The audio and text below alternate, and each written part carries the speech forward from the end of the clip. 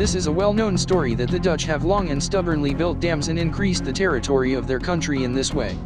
But when you start reading all the details, all the difficulties that were associated with this process, you start to look at this historical action differently. After all, a third of the territory of modern Holland was recaptured from the sea. Let's find out in more detail how this happened. About 1/3 of the Netherlands lies below zero. But not only these lands would be flooded, if there were no dams. The dunes and some parts of the lowlands would become a victim of the sea. In total, about 50% of the country's area would be flooded and washed away, where 3/4 of the total population is currently concentrated, more than 10 million people. How did the Dutch manage to recapture such vast territories from the sea? As for the coast of the North Sea, there the very first dams were built on the southern coast of the Scheldt estuary and on the island of Tolen near West Kirkie and Skerpenis. They date back to the 7th century. Around the year 1000, dams were built on the right bank of the Meuse estuary west of modern Rotterdam. The previously marshy area is being developed.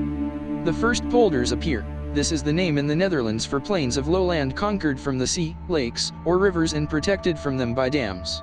In order to significantly reduce the risk of flooding in these territories, as well as increase their population and investment attractiveness, the government of the Netherlands in 2006 launched the project, Space for Rivers.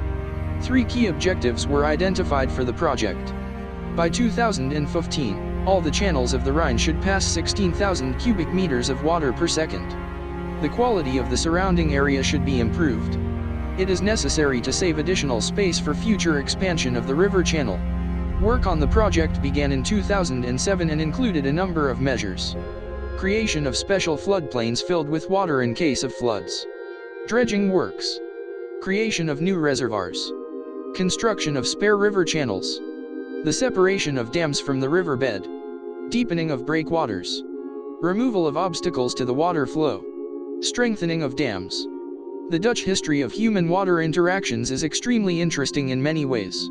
Few countries in the world were as closely associated with water as the Netherlands.